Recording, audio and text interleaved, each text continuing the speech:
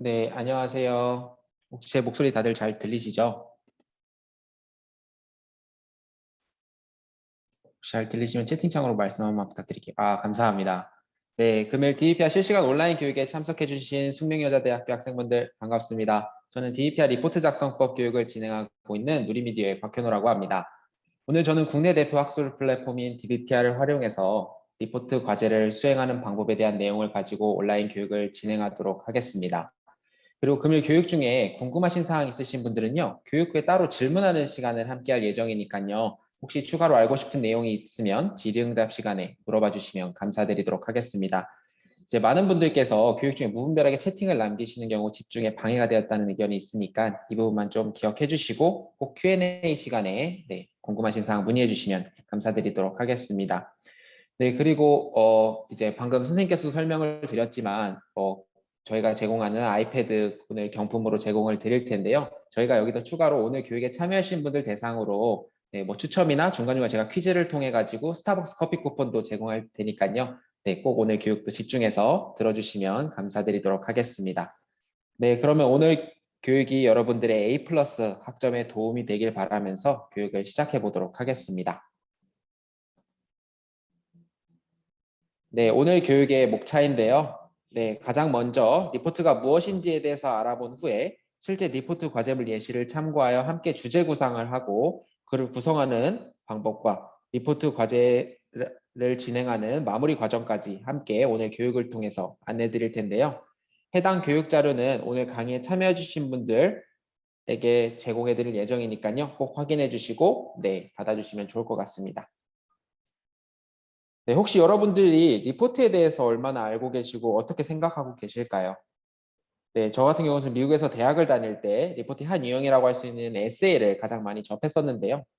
매번 저는 에세이를 작성할 때마다 조금 귀찮고 까다로운 과제라고 많이 생각을 했던 것 같습니다. 그러다 보니 에세이 즉 리포트가 정확하게 무엇인지 모르고 쓰는 경우가 대부분이었겠죠. 그래서 저는 오늘 교육에서 여러분들과 리포트에 대해서 알아보는 시간을 먼저 가져볼까 합니다. 네, 리포트에는 앞에 보이시는 것처럼 서평, 소논문, 발표 리포트 등과 같은 다양한 유형의 과제들이 있다고 생각해 주시면 좋을 것 같습니다. 그리고 이러한 리포트 유형의 과제에는 공통점이 있는데요. 바로 수업에서 배운 내용을 토대로 특정 주제를 정하고 스스로 자료를 찾아서 공부하고 이해하기 쉽도록 논리적으로 서술해야 한다는 점입니다. 그리고 여러분들께서 대학이라는 지식 공동체의 구성원이 되신 만큼 대학생이 갖춰야 될 기본적인 소양 중에 하나가 바로 논증적 글쓰기라고 할 수 있는데요. 즉 본인이 얻은 지식과 정보 그리고 경험 등을 바탕으로 능동적으로 가공해서 전문적으로 지식을 표현할 수 있다고 생각하시면 좋을 것 같습니다. 그래서 리포트는 여러분들이 논증적 글쓰기 훈련을 할 수 있는 대표적인 과제라고 생각해 주시면 좋을 것 같은데요. 네, 결국 교수님께서 리포트 과제를 내주시는 이유는 지금 보이시는 화면에서 보이는 것처럼 다음과 같은 교육적 목표가 있기 때문이라고 생각해 주시면 좋을 것 같습니다. 여러분들이 리포트 과제를 통해서 강의 시간에 배운 내용을 바탕으로 스스로 자료를 조사하고 필요한 자소를 또 찾아보고 그리고 이에 대한 논리적인 안목을 통해서 지식을 확장할 수 있도록 하기 위한 교수님의 교육적인 목표가 있다는 것을 알 수 있습니다. 결국 이와 같은 직접 독립, 훈련을 잘 쌓아가신다면 여러분들이 졸업 후에 어떤 직업을 가지시더라도 그 해당 업무를 수행하는 데 소중한 밑거름이 될 수 있을 것 같습니다. 네, 그렇다면 교수님께서는 어떤 리포트에 좋은 점수를 주실까요? 네, 지금 앞에 보이는 상단처럼만 하시면 당연히 좋은 점수 받을 수 있겠죠? 교수님께서는 학생분들의 과제를 평가하실 때 앞에 보이는 세 가지를 가장 먼저 적용한다고 생각해 주시면 좋을 것 같습니다. 가장 먼저 리포트 출제 의도와 형식을 잘 갖췄는지 확인을 해보셔야 되는데요. 예를 들어 교수님께서 10장 이내로 작성하라고 요구를 했는데 나는 이번 학기에 교수님에게 잘 보이겠다는 의욕에 넘쳐서 20장, 30장 작성한다면 과연 어떨까요? 당연히 좋은 점수 받을 수 없습니다. 무작정 길게 쓰다 보면요. 불필요한 정보를 쓰신다거나 아니면 같은 내용을 여러 번 반복해서 이제 작성하는 그런 실수를 범하게 된다는 점을 꼭 기억을 해주시면 좋을 것 같습니다.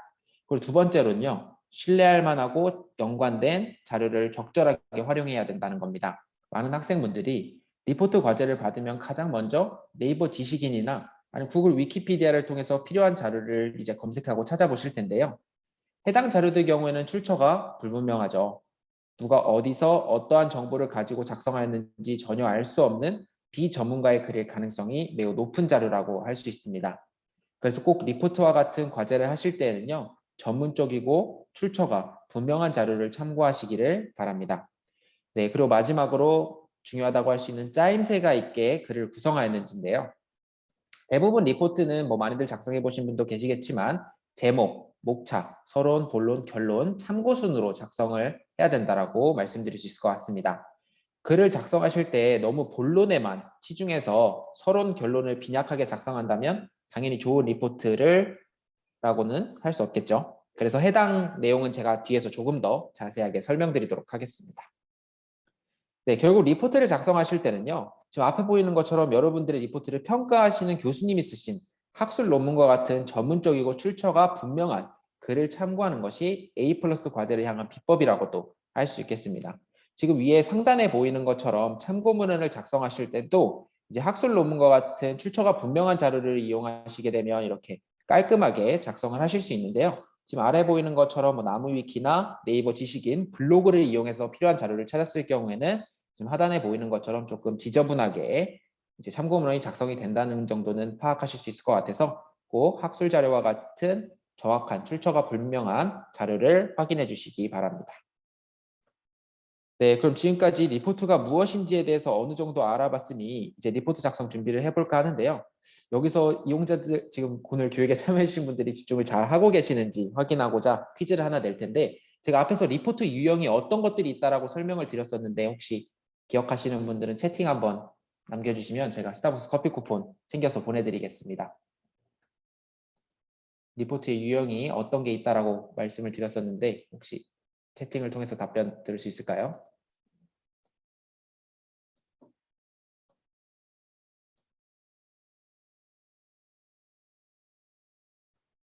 네, 네, 다들 참여하고 계시는데, 네네네. 제일 처음 말해주신 김민영 학생분, 네, 서평 소논문 맞습니다. 네, 말씀해주신 것처럼, 네, 다양한 유형의 리포트 유형이 있는데, 앞에서 저희가 확인을 하고 넘어왔죠. 네, 김민영 학생, 제가 기억해놓고 스타벅스 커피 쿠폰 꼭 보내드리도록 하겠습니다. 네, 그러면 마저 교육을 진행해 볼게요. 네, 리포트 작성 전에는 과제 파악이라는 것이 매우 중요하다고 할 수 있는데요. 지금 아래 보이시는 가장 중요한 부분이 리포트 분량과 제출 마감일을 가장 먼저 확인하셔야 된다는 거 꼭 기억을 해주시고요. 이제 형식적인 면과 내용적인 면에서는 요소 하나하나가 감점 요인이 될 수 있습니다. 지금 우측에 보이시는 게 실제 예시인데요. 심한 경우에는 F 처리가 될 수 있으니까 꼭 과제 파악하시기 전에 미리 어떤 내용들을 요구하는지를 확인해 주시면 좋은데 물론 교수님께서는 이러한 지시사항을 따로 안내하시지 않는 경우도 종종 있습니다. 그래도 이 중에서는 서론, 본론, 결론, 논문 형식을 갖춰야 된다는 점은 검증된 자료를 또 활용해야 된다는 점, 이러한 부분들은 빠지지 않고 이제 리포트 과제에서 필요한 부분이니까요. 이런 부분은 딱히 교수님께서 안내를 안 하신다고 하더라도 꼭 기억하시고 지켜야 되는 사항이라고 파악하시고 이제 리포트를 작성해 주시면 좋을 것 같습니다. 네, 그럼 리포트 과제 파악을 완료했으면 이제는 작성 계획을 수립을 해야겠죠. 작성 순서는 먼저 주제를 정하고 이제 보이시는 것처럼 목차를 구성한 다음 본격적으로 리포트를 작성해서 참고 문헌을 표기하는 것까지가 완료되는 일정의 과정이라고 할 수 있는데요. 그리고 이러한 과정들 속에서는 자료 수집을 하고 활용하는 것이 여러분이 주제를 구상하고 마지막에 리포트 작성에 대한 마무리를 할 때까지 전방위적으로 밀접하게 연관된 일이라고 보시면 되겠습니다. 네, 리포트 작성 첫 단계라고 할 수 있는 주제 구상은요. 무엇에 대하여 무엇을 할 것인지에 대한 질문을 결정하는 단계라고 할 수 있습니다. 과제에 대한 큰 주제는요. 교수님께서 주시겠지만 그 주제를 구체화시키고 어떻게 전개해 나갈 건지는 본인 자신에게 달려있다고 할 수 있는데요. 그래서 주제 구상에 대한 팁을 드리자면 주제를 선정하기 위해서는 책보다 저는 학술지 논문을 검색하는 것이 조금 더 유리하다라고 말씀을 드릴 수 있을 것 같아요. 학술 논문은 단행본에 비해서 출판에 걸리는 시간이 짧아 속보성이 좋고 그리고 서론, 본론, 결론에 이제 정확하게 구분이 되어 있어서 필요한 정보를 골라 활용하기에 매우 유용하다고 할 수 있습니다.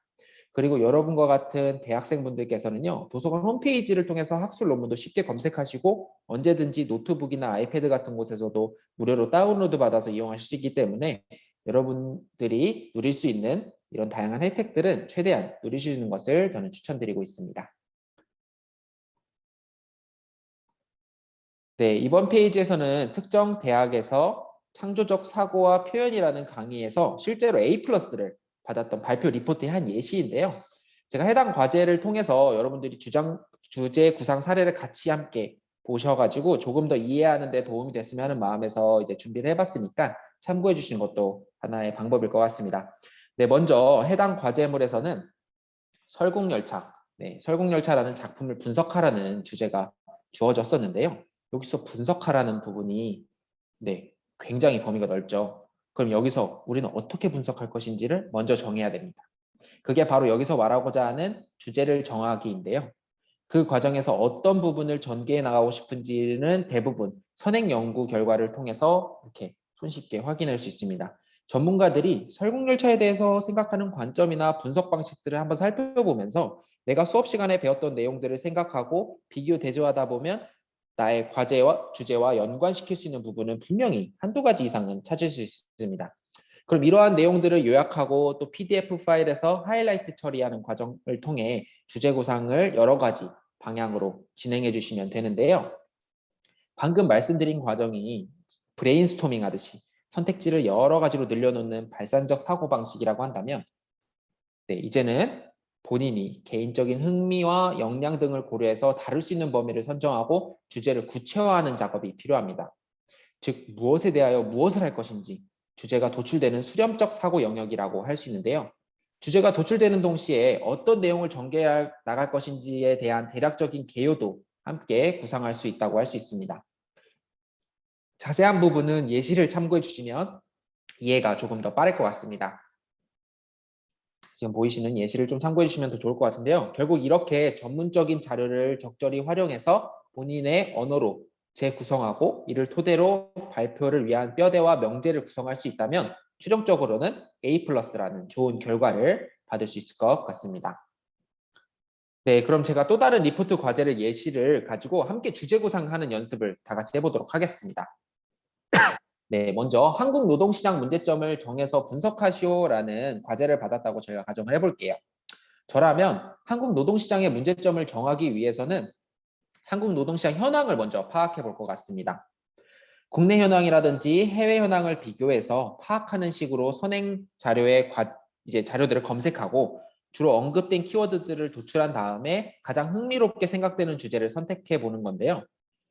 이제 혹시라도 이제 평소에 수업 중에 아니면 한국 노동시장 문제에 대해서 뭐 배웠다거나 흥미가 있었던 주제가 있으면 바로 키워드 검색을 통해 가지고 선행 연구를 이제 찾아보는 것도 하나의 좋은 방법이 될 수 있을 것 같습니다. 지금 예를 들어서 도출된 여러 가지 키워드들 중에서 나는 이번에는 청년 실업이라는 주제를 선택하기로 했다고 한다면 청년 실업과 관련된 현황과 원인, 대안 등을 분석해서 참고할 수 있는 내용들을 수집해 보는 겁니다. 결국 이렇게 최종적인 과정들을 통해서 청년 실업의 문제를 어떻게 분석할 것인지에 대한 문장형 주제를 지금 아래와 같이 이렇게 완성할 수 있을 것 같습니다. 네. 그럼 오늘 실제로 주제를 구체화하기 위해서는 어느 정도 선행 연구 자료를 파악해 보는 것이 하나의 좋은 방법이라는 것을 모두들 이해하셨을 텐데요. 오늘 많은 분들께서 DBPR 리포트 작성법 교육에 대한 소식 그리고 오늘 릴레이 교육을 대학 도서관 홈페이지를 통해서 확인하시고 신청해서 지금 참여해 주신 만큼 대학 도서관 홈페이지는 정말 다양한 자료를 무료로 이용하시고 제공하고 있다는 것을 확인하실 수 있을 것 같습니다. 네, 이게 지금 숙련여대학교 도서관 홈페이지죠. 이런 식으로 지금 보이시는 것처럼 뭐 온라인 강의, 웹DB, 전자책, DBPI에서 제공하는 학술 논문까지 다양한 자료들을 여러분들께서 무료로 이용하실 수 있도록 제공하고 있으니까요. 꼭 이제 도서관 홈페이지를 자주 이용해 주시면 좋을 것 같고요. 저는 오늘 교육을 통해서 말씀드리겠지만 이러한 다양한 전자자원 중에서도 DBPI에서 제공하는 학술 논문에 대한 정보를 알려드릴 거고 학술 논문을 조금 더 추천드리고 있습니다. 제가 왜 학술 논문을 추천드리는지는 앞에 보이시는 이제 세 가지 대표적인 장점 때문이라고 말씀드릴 수 있을 것 같아요. 먼저 첫 번째로 신뢰성, 왜 신뢰성이냐면 다들 논문은 주로 누가 작성하는지 아시죠? 네, 맞습니다. 리포트 과제를 내주시는 대학 교수님, 여러분들에게 과제를 주시는 바로 대학 교수님들, 연구자분들께서 이제 학술 논문을 작성을 하고 계시는데요. 대부분들의 교수님들은 자신의 연구 성과를 발표하거나 다양한 정보를 공유받기 위해서 학회라는 곳에 소속이 되어 계십니다. 근데 교수님들께서 논문을 작성하시면 학회라는 곳에 제출했을 때 그 학회에 소속되어 계신 다른 동료 연구자분들이나 다른 교수님들께서 그 논문을 평가하고 심사해서 통과가 되어야만 비로소 학술 논문으로 인정을 받을 수 있습니다. 그렇기 때문에 학술 논문은 굉장히 공인된 자료라고 할 수 있겠죠. 그리고 두 번째로는요, 시의성에 대한 장점도 있는데요. 대부분 학회에는 많은 교수님, 연구자분들이 논문을 학술지라는 곳에 다 같이 모아서 발표를 하십니다. 이러한 학술지는 주로 1년에 2회에서 4회 정도 발행이 되는데요. 그렇기 때문에 최신 연구 동향, 즉 요즘 교수님이나 연구자분들이 연구하고 있는 트렌드를 조금 더 빨리 파악할 수 있어서 시의성에 대한 장점이 있습니다. 그리고 마지막으로 효용성인데요. 일반적으로 많은 분들께서 지금 오늘 교육에 참여해 주신 분들도 논문하면 어렵다, 분량이 많다라고들 분명히 생각하시고 계실 것 같습니다. 하지만 여러분들이 생각하시는 어렵고 분량이 많은 논문은요. 석사, 박사, 대학원생분들이 졸업할 때 제출하시는 학위 논문이라고 생각해 주시면 될 것 같아요. 그래서 이제 학위 논문 같은 경우는 100페이지에서 200페이지 분량으로 자료의 양이 많죠. 하지만 DBPR에서 서비스하고 있는 논문은 학술지 논문입니다. 학위 논문과는 다르게 적게는 10페이지 이내거나 많아야 30페이지 정도밖에 안 되는 논문들이기 때문에 읽기도 쉽고 얻고자 하는 핵심 내용도 빠르게 확인할 수 있는 매우 유용한 자료라고 말씀드릴 수 있을 것 같습니다. 네, 그래서 논문과 같은 자료를 수집하실 때는 나에게 도움이 될 수 있는 내용인지를 빠르게 파악하는 것이 하나의 팁이 될 수 있습니다. 제목, 목차, 초록, 서론, 결론 순으로 논문을 확인해 보시는 것이 저는 좋다고 말씀을 드리는데요. 이제 왜 제목, 목차, 초록, 서론, 결론 순인지를 보시면은 이제 본문 같은 경우에는 꼭 필요한 정보가 있을 때만 참고해서 읽어주시면 좋을 것 같아요. 그래서 논문을 보실 때는 항상 비판적으로 메모와 하이라이트를 하시면서 읽어주시면 좋고 주제에 대한 동향이라든지 문제의식까지 파악하면서 읽다 보면 리포트를 작성하시는 데는 많은 도움이 되실 것 같습니다. 네, 그럼 제가 이제 직접 DBPR 시연을 통해서 여러분들에게 필요한 학술 자료를 어떻게 찾고 이용하면 되는지에 대해서 설명을 드릴 텐데요. 제가 오늘 교육에 참여해 주신 분들이 DBPR을 많이 이용해 보신 분들도 있겠지만 이용을 안 해보신 분들을 위해서 DBPR에 대해서 간단히 소개를 드리면 DBPR은 국내에서 가장 많은 학술 논문을 제공하고 있는 학술 논문 플랫폼입니다. 국내 학술 논문의 약 53%, 그래서 전체적으로는 한 360만 편의 자료들을 서비스하고 있는데요. DBPR에 들어오시면 네이버, 구글처럼 키워드 검색을 통해서 풀 텍스트 다운로드 받아서 이용하실 수 있는 사이트라고 생각해 주시면 좋을 것 같습니다. 그럼 제가 직접 시연을 통해서 이용하는 방법을 보여드릴게요. 직접 시연을 하기 전에 제가 퀴즈 하나 더 낼까 하는데요. 제가 학술 논문의 장점 3가지 말씀을 드렸었는데 혹시 기억하고 계신 분 있으시면 채팅을 통해서 말씀해 주시면 제가 또 기록해놨다가 스타벅스 커피 쿠폰 제공해 드리도록 하겠습니다. 네, 신뢰성, 시효성, 효용성, 이선영 학생, 이선영 학생께서 제일 먼저 말씀해 주셔가지고 감사합니다. 네, 아까보다 더 반응이 좋은 것 같아요. 제가 중간중간에도 계속 퀴즈 생각나면 낼 테니까요. 네, 많은 분들 참여해 주시기 바랍니다. 네, 다른 분들도 대답 많이 해주셔가지고 감사하다는 말씀 드릴게요. 그러면 숙명여자대학교 도서관 홈페이지를 통해서 DBPR에 접속을 해볼 텐데요. 도서관 홈페이지에 들어오면 가장 중요한 게 로그인이에요. 제일 먼저 로그인을 하시고요. 자료 검색에 학술 DB라고 있습니다. 전자자료 카테고리에 학술 DB를 선택하시고요. DBPR 알파벳으로 D죠. D 선택해 주시면 이렇게 제일 상단에 DBPR라고 되어 있습니다. DBPR 클릭하시면요. 바로 DBPR 사이트로 넘어와 주실 거예요. 그러면 이런 식으로 DBPR 사이트에 넘어지게 되면 가장 먼저 숙명여자대학교라고 본인이 기관 인증되어 있는 상태로 접속이 되었는지를 확인해 주셔야 되는데요. 상단에서 이렇게 숙명여자대학교로 확인이 되어야만 DBP에서 제공하는 모든 자료를 무료로 이용하실 수 있으니까요. 꼭 이 부분 기억을 해주시고요. 혹시라도 숙명여자대학교로 표기가 안 되어 있으면 다시 한번 도서관 홈페이지 로그인해서 DBPI에 접속을 했는지 확인하시고 들어와 주시면 되겠습니다. 이렇게 기관 인증이 된 것을 확인하셨으면 여기서 로그인을 한 번 더 해주세요. 제가 로그인을 추천드리는 이유는 DBP에서 뭐 제공하는 내서재나 아니면 알림 서비스, 그리고 뭐 인용하기와 같은 다양한 기능들을 추가로 이용하시고 싶으신 분들께서는 로그인을 해야만 이용을 하실 수 있는데요. 아무래도 본인이 내서재에다 넣어놓은 자료들 같은 경우는 본인만 확인할 수 있어야 되니까 당연히 로그인해야 된다는 정도는 이해를 하실 것 같습니다. 저희가 제공하는 로그인 방법에는 SNS 간편 로그인, 뭐 카카오나 네이버, 구글 아이디로 로그인 하셔도 좋고요. 아니면 DBP와 회원가입을 통한 로그인을 제공하고 있는데요. DBP와 회원가입하실 때는 이메일 정도만 있으면 간단하게 회원가입 가능하니까요. 이 점을 꼭 기억해 주시고요. SNS 간편 로그인 같은 경우는 교내에서는 이용을 하실 수 있어요. 도서관에서는 이용을 하시거나 뭐 수업 듣는 강의실에서는 이용을 하실 수 있는데 학교 밖에서 뭐 집이나 카페에서 이용하실 경우에는 SNS 보안 정책적인 문제로 인해서 이용이 안 되는 부분이 있습니다. 그래서 DBP와 회원가입을 통해서는 뭐 교내든 교회든 어디서 이용이 가능하니까 이제 그런 부분 판단하셔가지고 이용을 해주시면 좋을 것 같습니다. 그럼 제가 로그인 한번 해볼게요.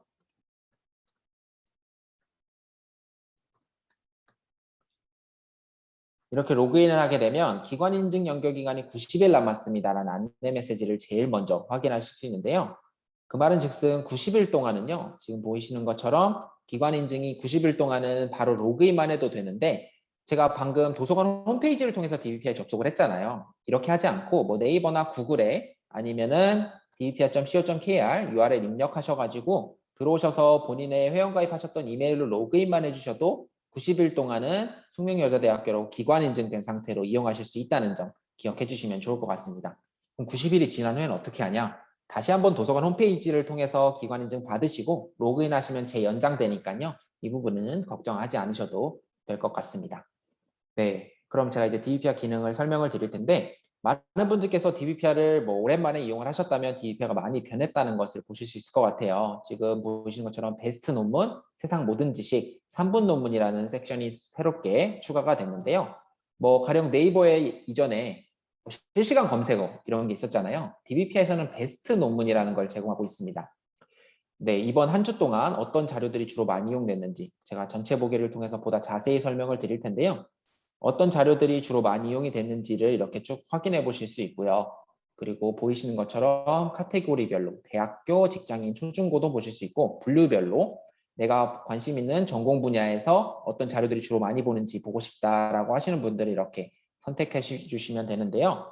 먼저 제가 대학교를 예시로 설명을 드릴게요. 예를 들면 숙명여자대학교 학생분들은 어떤 자료를 많이 보는지 이런 식으로 검색을 하셔서 클릭하시면 숙명여자대학교 학생분들이 주로 많이 보는 자료들을 이렇게 리스트업해서 보실 수 있습니다. 그리고 뭐 다른 대학교도 검색이 가능하시고요. 그리고 혹시라도 DBPR는 지금 현재 뭐 4년제 대학뿐만 아니라 뭐 국내에 있는 공공기관이라든지 뭐 대기업 아니면 작은 회사들에서도 많이들 구독을 해서 보고 계세요. 뭐 삼성, 현대에서도 마찬가지고요. 그래서 혹시라도 나는 삼성전자에 관심 있다. 그러면 이런 식으로 검색을 하셔가지고 삼성전자에 있는 분들은 어떤 자료들을 주로 많이 보는지에 대해서도 이렇게 확인을 해보실 수 있으니까요. 혹시라도 본인이 관심 있는 분야가 있으면 한번 이렇게 찾아보는 것도 하나의 재미있는 요소가 되지 않을까라는 생각이 듭니다. 네, 그리고 추가로 세상 모든 지식과 3분 논문도 설명을 드릴 텐데 먼저 세상 모든 지식 같은 경우는 본인이 이제 뭐 뉴스라든지 책에서 해당 정보를 많이 듣고 뭐 주변에 많은 사람들이 말을 해서 알고는 있는데 왜 그렇게 되는지 모르는 내용들이 분명히 있을 것 같아요. 예를 들면 뭐 지구 온난화가 펭귄에게 영향을 준다는 건 다들 알고 있잖아요. 근데 어떻게 영향을 준다는 건지에 대해서는 정확히 이제 그런 팩트 같은 부분은 잘 모르실 것 같은데요. 혹시라도 그런 재밌는 요소들로 이제 논문들을 구성을 해놨으니까요. 본인이 관심 있을 법한 내용들이 있으면 한 번씩 찾아서 읽어봐 주시는 것도 논문을 보다 쉽게 접근하는 방법이지 않을까라는 생각이 드니까요. 이런 것도 이용해 주시면 좋을 것 같습니다. 네, 그리고 3분 논문이라는 걸 제공을 하고 있어요. 이제 아무래도 학생분들이 수업도 들으시느라 뭐 여러 가지 이슈로 바쁘실 텐데 그 와중에도 꼭 논문을 꼭 챙겨보고 싶은데 어떤 논문을 봐야 될지 모르겠다 하시는 분들을 위해서 저희가 이제 준비를 해봤는데요. 짧게는 한 페이지, 많아야 5페이지. 그래서 3분 만에 읽을 수 있는 논문들로 구성이 되어 있으니까요. 혹시라도 본인이 관심 있는 주제로 쓰여진 논문이 있으면 이렇게 찾아보시는 것도 하나의 좋은 방법일 것 같습니다.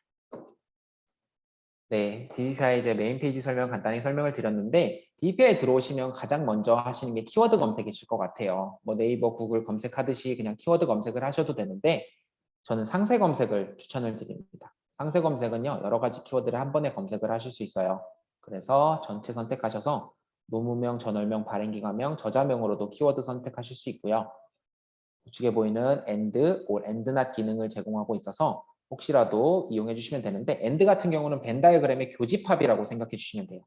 all 같은 경우는 벤 다이어그램의 합집합, and not 같은 경우는 해당 단어를 포함하지 않는다. 그래서 두 단어를 선택했을 때 마지막 단어는 없는 논문을 검색해 주세요 할 땐 and not으로 하면 되겠죠. 제가 and 검색 한번 해볼게요.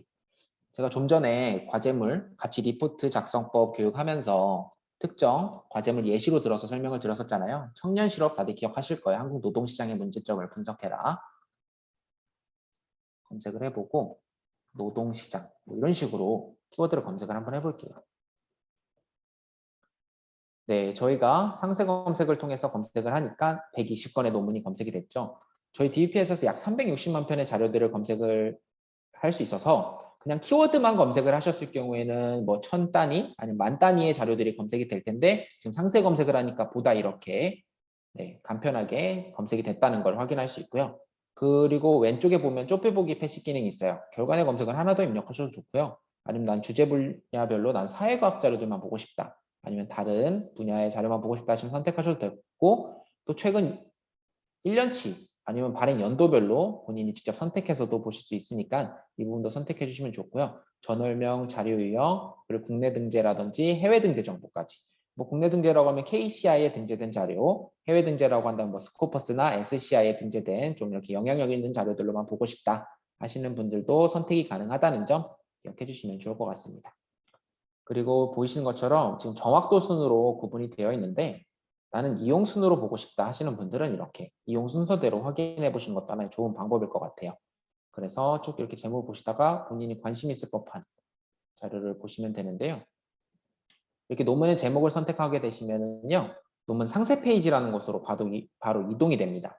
논문 상세 페이지에 들어오셔가지고 해당 논문에 대한 초록, 참고 문헌, 함께 이제 추천한 논문, 함께 이용한 논문, 이 논문에서 인용한 논문, 그리고 해당 저자가 어떤 논문을 또 추가로 썼는지에 대한 정보도 확인해 보실 수 있으니까 이런 정보를 먼저 확인해 주시는 것도 하나의 좋은 방법이 될 수 있을 것 같은데요. 아무래도 논문을 읽으실 때 시간을 많이 뺏기는 부분들이 계시다 보니까 논문을 읽기 전에 이렇게 상세 페이지에서 해당 논문이 어떤 정보를 포함하고 있는지 정도를 간단하게 봐주고 읽어주시면은 불필요한 논문을 읽으시면서 시간 낭비하는 것을 아무래도 줄일 수 있으니까 꼭 이런 부분을 기억하시고 읽어주시면 좋을 것 같습니다. 네, 보는 것처럼 내서재 담기를 통해서 바로 내서재에다가 해당 논문을 저장하실 수 있고요. 다운로드 받으면 PC에 영구적으로 저장, 논문 보기는 해당 사이트에서 바로 열어본다라고 생각해 주시면 좋을 것 같습니다. 자, 그러면 직접 보여드릴게요. DBPR을 오랜만에 이용하시는 분들은 아시겠지만 DBPR가 원래 기존에는 좀 검은 화면으로 칙칙했는데 지금은 좀 많이 변경이 됐어요. 올해 2학기부터 저희가 새롭게 논문 PDF 뷰어를 개편을 했는데요. 보시는 것처럼 이렇게 하이라이트 메모 기능을 남길 수 있어요. 하이라이트뿐만 아니라 밑줄도 남길 수 있고 원하면은 밑줄 방법도 물결선으로 바꾸거나 아니면 색상도 원하는 색상으로 이렇게 변경이 다 가능하다는 점 기억하시고 메모 작성을 통해서 원하는 메모도 남길 수 있어요. 나는 리포트에 참고하기 이런 식으로 원하는 메모도 남기셔도 좋다는 거 꼭 기억을 해주시고요. 그리고 많은 분들께서 리포트 작성하시다가 필요한 부분 있으면 그냥 복사 붙여넣기도 하시잖아요. 이렇게 해서 컨트롤 C 누르시고 워드 열어주신 다음 붙여넣기 하셔도 좋고요. 아니면 나는 아래 한글을 주로 많이 이용한다 하시면은 아래 한글도 똑같이 이렇게 붙여넣기가 된다는 점 확인해 주시면 좋을 것 같습니다. 그러면 이렇게 필요한 정보를 DBP에서 이용을 하셨으면 정확히 어디서 얻은 정보인지 출처를 정확하게 밝혀주셔야 되죠. 인용한다라고 말을 하는데요. 지금 상단에 보이는 큰 따옴표 보이실 거예요. 클릭해 주시면 논문의 서지 정보 확인할 수 있습니다. 복사하시고 다시 필요한 부분에 이렇게 붙여넣기 아니면 나는 참조에 각주 삽입을 많이 한다. 리포트 때 각주 삽입 필수죠. 이런 식으로 해주셔도 좋고요. 똑같이 아래 한글에서도 붙여넣기 그리고 뭐 입력의 각주 컨트롤 N 누르셔서 이런 식으로 각조 삽입해 주시면 되는데 기존에 많은 분들이 직접 타이핑하시면서 번거로우셨을 텐데 이러한 기능들을 이용해 주시면 좋을 것 같습니다. 그리고 난 이렇게 구분해서 하는 것도 힘들다 하시는 분들이 있어요. 그런 분들을 위해서 저희가 바로 각조도 삽입될 수 있도록 각조 함께 복사라고 있습니다. 클릭을 하시면 이런 식으로 되었죠. 복사해 주셔가지고 필요한 부분이 뭐 예를 들면 리포트 쓰다가 이 부분이다. 그럼 이런 식으로 바로 인용 정보까지 삽입이 됩니다. 이런 거 다시 복사하셔가지고 필요한 부분에 이런 식으로 다시 남겨주시면 되겠죠. 이제 다양한 방식으로 이용을 해주시면 된다는 점 확인하실 수 있을 것 같습니다.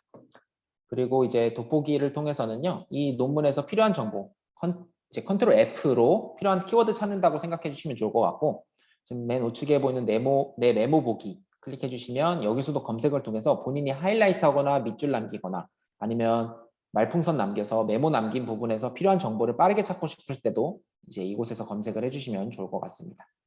네, 그리고 좌측에 보이는 추천 논문과 함께 이용한 논문을 제공하고 있는데요. 추천 논문은요, 저희가 빅데이터 시스템 기반으로 이제 제공을 하고 있는데 해당 논문과 유사한 논문들, 비슷한 내용으로 쓰여진 논문들이라고 생각해 주시면 좋고요. 함께 이용한 논문은 해당 논문을 이용했던 이용자분들이 분명히 또 다른 논문도 같이 보셨을 거예요. 그럼 어떤 논문을 봤는지 확인해 보고 싶으신 분들은 함께 이용한 논문으로 자료를 확인해 주시면 되는데 자료를 이용하다가 더 많은 내용을 확인해 보고 싶은데 어떤 자료를 검색해서 봐야 될지 모르겠다 하시는 분들을 위해서 추천 논문과 함께 이용한 논문을 제공하고 있으니까 그런 부분 확인해서 클릭하고 읽어주시면 좋을 것 같습니다. 그리고 이런 식으로 본인이 남긴 메모 같은 것들, 뭐 밑줄 그은 분들, 하이라이트 했던 부분들 같은 경우도 다운로드 하실 때 메모와 함께 저장하시면 그대로 같이 다운로드가 되니까요. 이 부분 기억해 주시고요. 똑같이 인쇄 같은 것도 바로 메모 남기고 밑줄 남긴 부분까지 다 확인할 수 있다는 점 기억해 주시면 좋을 것 같습니다. 네, 그럼 제가 내서재에 가서 더 추가적인 정보를 보여드릴게요. 이렇게 내서재에 들어오시면 제가 좀 전에 이용했던 자료가 이렇게 저장이 되어 있죠. 내서재에 담기게 됐는데요. 이렇게 확인할 수 있고 내 노트에 가시면은 본인이 남겼던 메모들이라든지 이런 것들 한 번에 보실 수 있어요. 이전에 이용했던 자료들도 마찬가지고요. 다 바로바로 내서재에서 확인할 수 있다는 점 기억해 주시면 좋을 것 같습니다. 그리고 좌측에 보이는 폴더 생성하기 기능을 통해서 폴더도 생성할 수 있어요. 리포트, 과제물 이런 식으로 폴더 생성하셔가지고 필요한 정보들 이렇게 넣어주시고 아니면 체크박스 하셔가지고 폴더에다가 저장도 하시고 이런 식으로 다양한 정보들 저장할 수 있으니까 참고해 주시고요. 그리고 많은 분들이 이렇게 DBP에서 필요한 정보를 얻으셨으면 인용을 하셔야 되잖아요. 인용하기 한 번에 가능하십니다.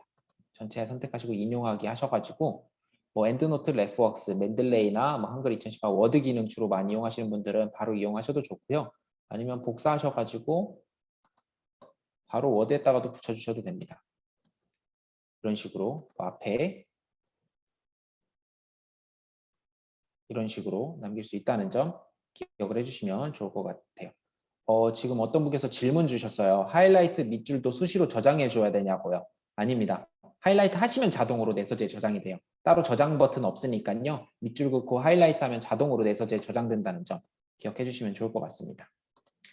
네, 그리고 복사 붙여넣기 마저 설명을 드리면 이런 식으로 글 간격 정도만 수정해 주시고 바로 이렇게 복사 붙여넣기 가능하다는 점 기억을 해주시고요. 많은 분들이 직접 타이핑 하시면서 솔직히 번거로우셨을 거예요. 이전에는. 근데 이제 DBP에서만 이런 기능들을 제공하고 있으니까 많이들 활용해 주시면 좋을 것 같습니다. 그리고 혹시라도 뭐 순서가 마음에 안 든다 하시면은 이제 지금 북마크 순으로 되어 있는데 나는 저작 가나다 순, 뭐 기록 순으로 바꿔서 하고 싶다 하시는 분들은 이렇게 순서도 바꿀 수 있다는 점 기억해 주시면 좋을 것 같습니다. 그리고 이제 지금 DBP에 있는 자료들만 제가 이렇게 내서재에다 넣어 놓는데 나는 다른 사이트에서도 제공하는 자료들을 DBP에 저장하고 싶다라고 하시는 분들이 있어서 저희가 그런 기능도 제공을 하고 있어요. 예를 들면 지금 보이시는 것처럼 오늘자 뉴스 기사인데요. 상단에 알파벳 D 이렇게 보이시죠? 클릭하시고 내서재 저장. 그리고 오늘자 CNN 뉴스인데요. 아이폰 관련된 뉴스인데 똑같이 나도 이것도 내서재 저장하고 싶다.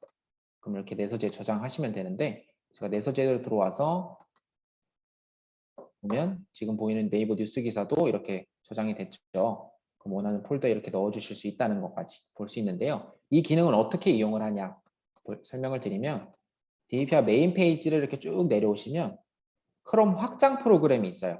크롬에서만 이용이 가능합니다. 혹시라도 인터넷 익스플로러나 뭐 파이어폭스 이용하시는 분들은 이용이 안 될 텐데요. 크롬에서 이용하는 기능이라 크롬 확장 프로그램을 선택해 주시면요. 이렇게 DBPR을 바로 다운로드 받으실 수 있으세요. DBPR 다운로드 받으면 우측 상단에 이렇게 D 아이콘이 생성이 되니까요. 이게 생성이 됐으면 원하는 페이지 가셔가지고 알파벳 D 누르셔서 내서재 저장 눌러주시면 되겠습니다. 그럼 이런 식으로 내서재에 담긴다는 거 확인해 보실 수 있죠. 그리고 내가 이용한 논문에 대해서 설명을 추가로 드릴게요.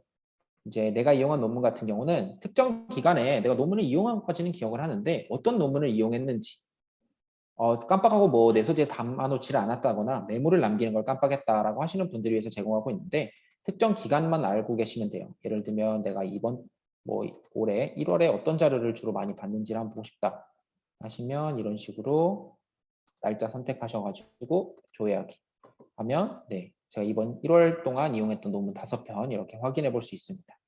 그런 식으로 본인이 필요한 정보 같은 것들을 확인해 보고 싶다 하시면 이렇게 날짜만 기억하셔도 보실 수 있다는 점 기억을 해주시고요. 그리고 내가 조회한 논문 같은 경우는 조회는 했는데 실제적으로 논문 보기를 통해서 이용을 안 했거나 다운로드를 받지 않았던 자료들도 분명히 있을 거예요. 근데 다시 보니까 그것도 봤었으면 하는 자료들이 있으면 내가 조회한 논문에서 조회했던 논문들도 이렇게 쭉 보시면 하나의 방법일 것 같습니다. 네, 그리고 맞춤 추천 논문 같은 경우는 제가 논문 보기에서 설명드렸던 추천 논문과 비슷한 유형인데요. DPS 특허를 내서 제공하는 기능이라 DBPR에서만 이용을 하실 수 있어요. 그래서 이용자분들께서 이용했던 논문들의 기반으로 주로 많이 이용했던 자료들과 연관된 자료를 저희가 추천해드리고 있으니까요. 제가 주로 많이 이용했던 도서관 관련된 자료들과 연관된 자료들로 이렇게 추천이 되고 있는 것도 직접 확인해 보실 수 있을 것 같습니다.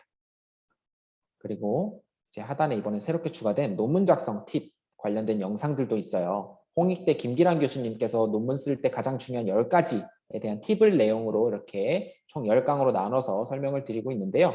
혹시라도 뭐 지금은 리포트 교육이지만 내가 추후 논문을 써야 되는데 논문에 대한 정보도 좀 알고 싶다 하시는 분들은 이렇게 DPR 내서재 들어오셔가지고 네, 논문 작성 팁 영상도 시청해 주시면 하나의 좋은 팁이 되지 않을까라는 생각이 듭니다. 그리고 이제 제가 마저 또 설명을 드리면 이렇게 DBPR 메인 페이지에 들어오시면 이렇게 배너가 보이실 거예요. 지금 2학기 개강한 지 얼마 되지 않아서 저희가 2학기 개강 이벤트를 진행하고 있는데 혹시 DBPR PDF 뷰어 이용해 보시고 어떻는지 소감 간단하게 해주시면 저희가 추첨해서 경품도 제공을 하고 있고요. 그리고 다양한 정보들로 이벤트 진행하고 있으니까 참고해 주시면 좋을 것 같고 그리고 또 보이시는 것처럼 9월 논문 챌린지 이벤트가 또 진행이 되고 있는데 어차피 DBPR에서 논문을 이용하실 거라면 회원가입하시고 이용을 해주세요. 이용을 하시게 되면 이런 식으로 본인이 네, 논문을 볼 때마다 체크가 돼서 뭐 경품을 받아가실 수 있으니까 이런 점도 기억을 해주시면 좋을 것 같습니다. 논문도 보고 네, 상품도 받아가고 일석이조인 것 같으니까 이런 부분도 참고해 주세요. DBPR 메인 페이지에서 이렇게 쭉 내려보면 주제 분류별로도 구분이 되어 있어요. 그래서 본인이 관심 있는 전공 분야, 이제 대주제로는 8가지고 세부적으로는 78개 전공 분야로 구분이 되어 있는데 예를 들면 나는 사회과학에 경영학에 관심이 있다 하시면 이렇게 경영학 선택하고 들어가셔서 경영학 관련 논문 중에 주로 많이 이용되는 자료 탑5, 저널 탑5 보실 수 있고요. 저자 탑5, 그리고 주요 연구 키워드 예를 들면 경영학 교수님께서는 요즘 4차 산업혁명이나 뭐 코비드 19 아니면 잡세레스펙션과 같은 내용들로 교육을 하고 있다는 것을 이렇게 보일 수 있는데요. 이러한 키워드들을 확인해서 예를 들면 나는 경영학이거나 아니면 다른 학과에 전공하고 있는데 과제를 할 때 어떤 연구 키워드로 이제 과제를 해야 될지 모르겠다 하시는 분들은 해당 전공 분야의 교수님들은 어떤 키워드를 가지고 지금 연구가 한창 진행되고 있는지 이런 것도 참고해 주시면 뭐 추후 리포트뿐만 아니라 과제나 논문 작성하실 때 아이디어 생각하는 것도 하나의 도움이 되지 않을까라는 생각이 듭니다. 그리고 저자 탑5에서 이제 뭐 저널 탑5에서 이제 마케팅을 이렇게 선택하고 들어가서 제가 설명을 드릴 텐데요. 저널 관심 있는 저널을 선택하고 들어오시면 해당 이제 저널에 대한 정보 그리고 가장 많이 이용된 논문 그리고 가장 많이 이용된 저자 뭐 이런 인용 정보까지 다양하게 보실 수 있고요. 그리고 혹시라도 본인이 관심 있는 저널이라고 한다면 알림 신청을 통해서 매월 1일 새로운 논문이 추가되거나 새로운 정보가 업데이트될 때마다 알림을 통해서 받아보실 수 있다는 점 기억해 주시면 좋을 것 같습니다. 그리고 똑같이 저자도 선택하셔가지고요. 해당 저자에 대한 정보뿐만 아니라 연구 키워드 그리고 해당 저자가 어떤 논문들을 썼는지도 보실 수 있고 똑같이 알림 신청을 통해서 본인이 관심 있는 교수님이나 전공 교수님, 알림 신청하시면 새로운 논문이 업데이트될 때마다 똑같이 알림을 통해서 안내를 드리고 있다는 점 기억을 해주시면 좋을 것 같습니다. 그리고 DBPR에서 이렇게 본인의 이름을 바로 선택하실 수 있게 되어 있는데요. 선택하시면 뭐 본인의 마이 페이지 기본 정보뿐만 아니라 내 소식을 통해서도 바로 알림 설정을 확인할 수 있어요. 여기서 그냥 관심 전화를 선택하셔도 되고요. 예를 들면 나는 경제에 관심이 있으면 이런 식으로 경제에 관심 있는 분야를 전화 알림 신청하셔도 좋고, 아니면 나는 관심 분야에서 나는 사회과학에 무역에 좀 관심이 있고, 의학에서는 난 간호에 관심이 있고, 뭐 예술에서는 나는 미용에 관심이 있다.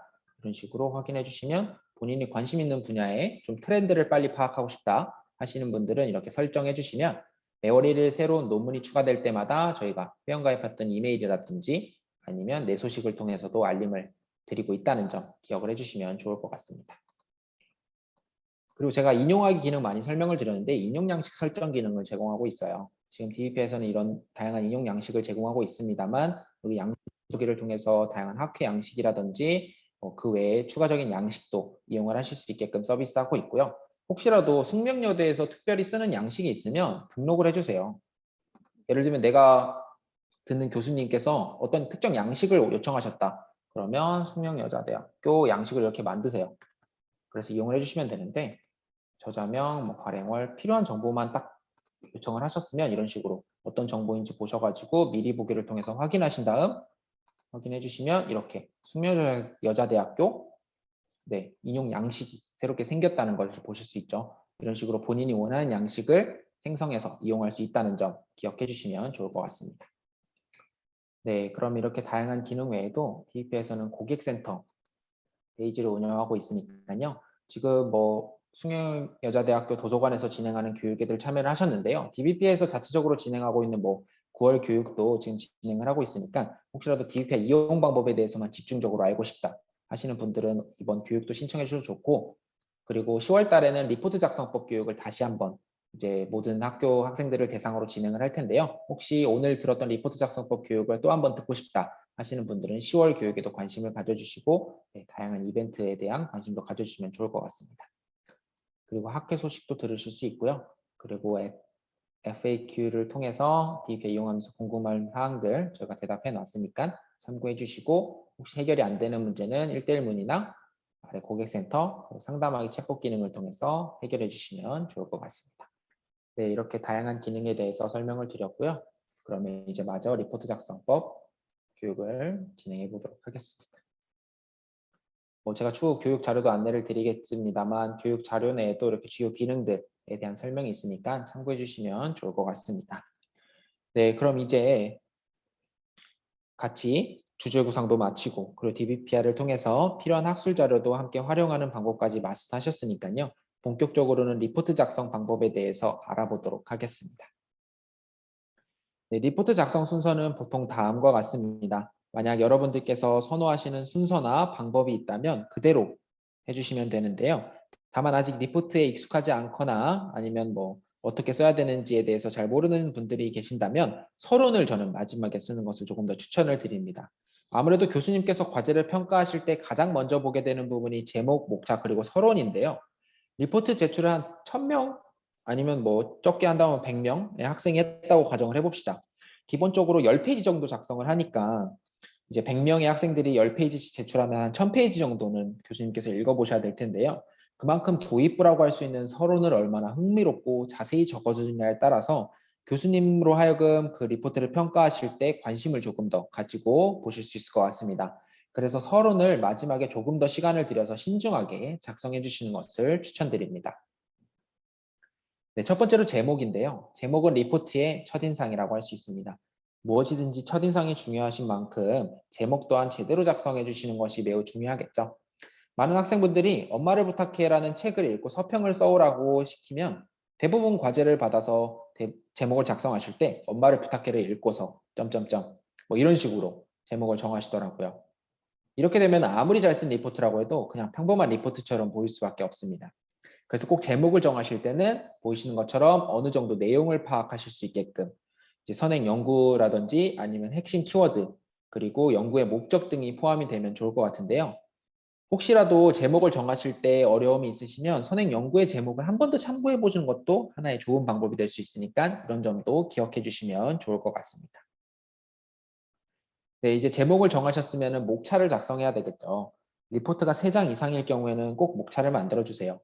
아무래도 목차를 만들었을 때 보다 이제 리포트를 작성하는 게 한결 수월해질 수 있을 뿐만 아니라 결국 목차는 리포트의 뼈대라고 할 수 있습니다.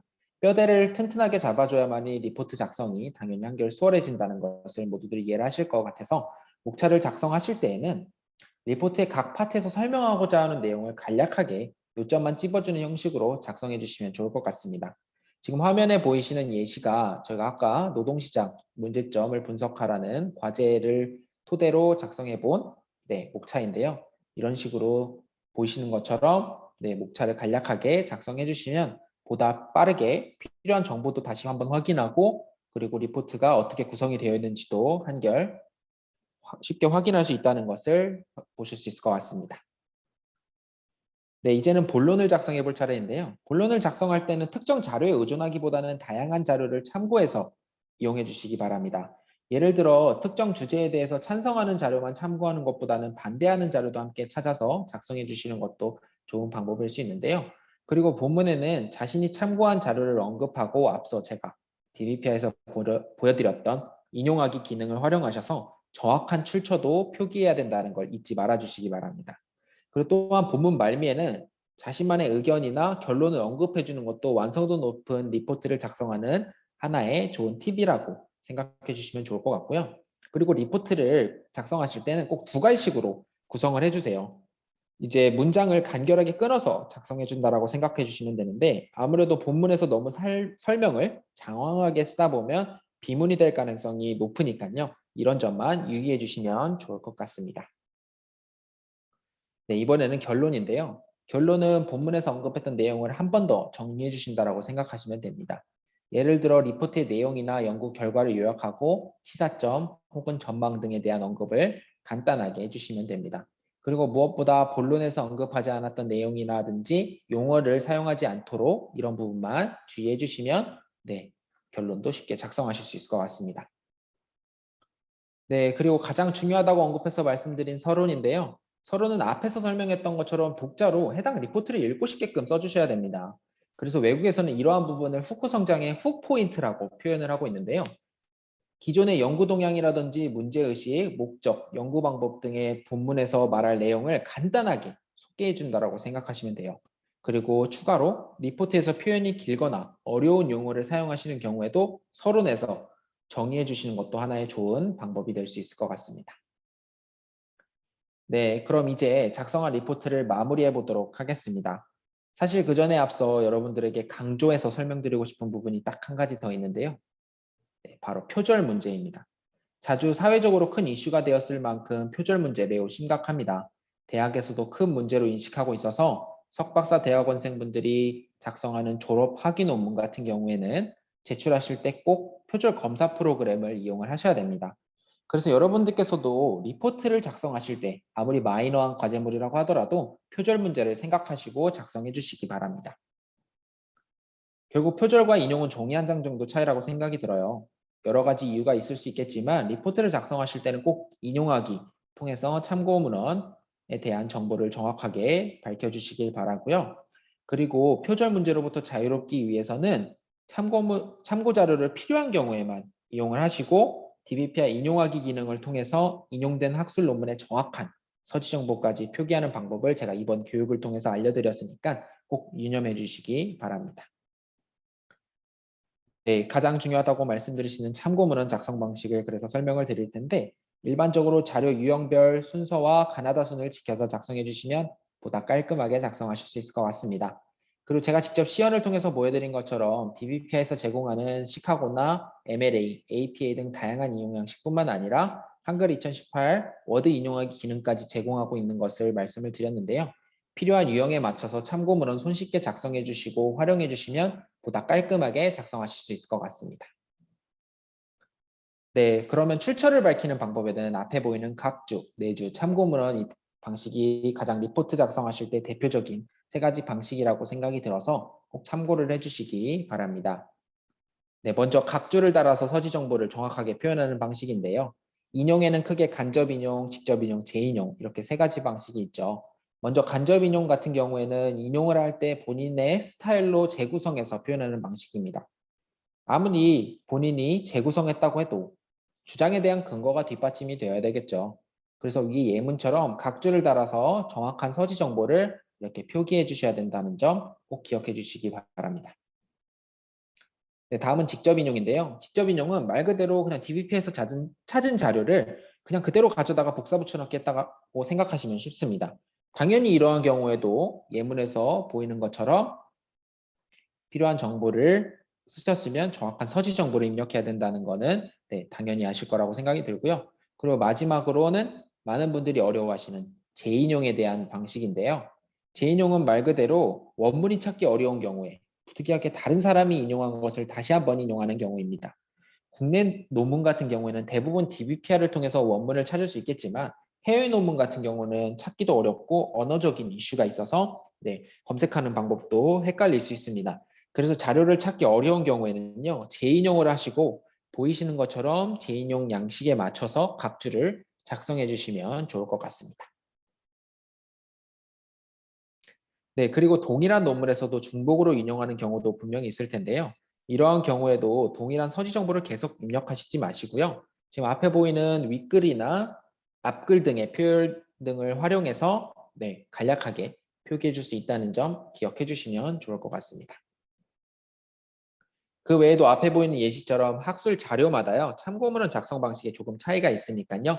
이 부분도 기억을 해주시면 좋을 것 같고요. 그래서 여러분도 인용하는 자료에 맞게서 이제 맞게 참고문헌을 작성해 주시면 보다 깔끔하게 작성하실 수 있을 것 같습니다. 네, 제가 DPI 인용하기 기능을 통해서 정보 제공한다는 점 다시 한번 기억해 주시고요. 네, 그럼 이제 완성한 리포트를 최종 점검해 보아야 되는데요. 첫 번째로 표지 작성하기입니다.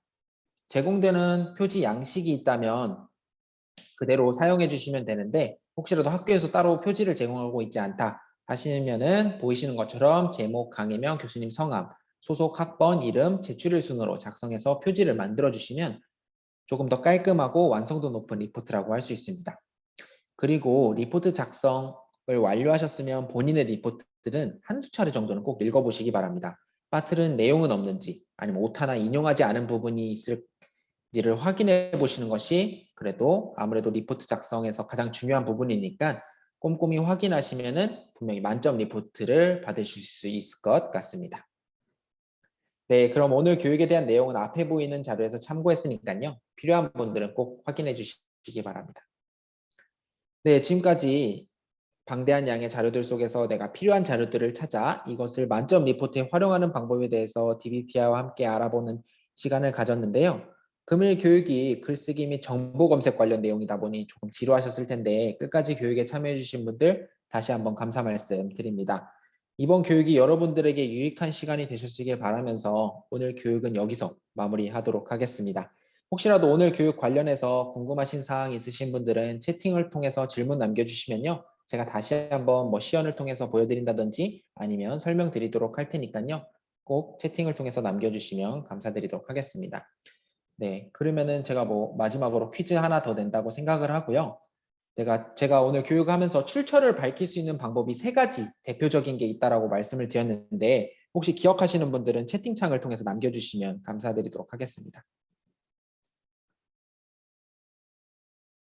네, 각주 내주 참고문헌 김은선님 네, 가장 먼저 말씀을 해주셔가지고 네, 제가 꼭 챙겨서 보내드릴게요.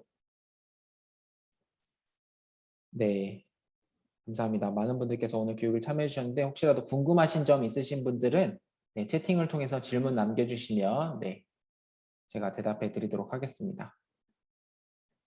네, 그리고 저희가 원래 스타벅스 커피 쿠폰 이제 참여하신 분들한테 추첨을 통해서 드리기로 했는데요. 오늘 퀴즈 맞춰주신 김민영님이랑 이선영님 그리고 김은선님 제외하고 나머지 분들 중에서도 추첨을 통해서 스타벅스 커피 쿠폰 네, 제가 챙겨서 보내드릴 테니까요. 네, 참고해 주시면 좋을 것 같습니다. 교육 자료를 제가 여기다가 한번 올릴 수 있는지 확인해 보고 올리려고 하는데 네, 자료가 따로 안 올라가네요. 저희가 오늘 교육 자료 같은 경우는 도서관 선생님에게 네, 숙명여자대학교 도서관 선생님에게 교육 자료 전달해 드릴 테니까요. 네, 오늘 참여하신 분들 받으실 수 있도록 안내 드리도록 하겠습니다. 네, 혹시라도 추가로 질문 있으신 분들은 네, 채팅창으로 질문해 주시고요. 네, 그리고 제가 알기로는 따로 학교에서 제공하는 설문조사가 있는 것 같아요. 꼭 설문조사 필요하다고 한다면 작성해 주시기 바랍니다.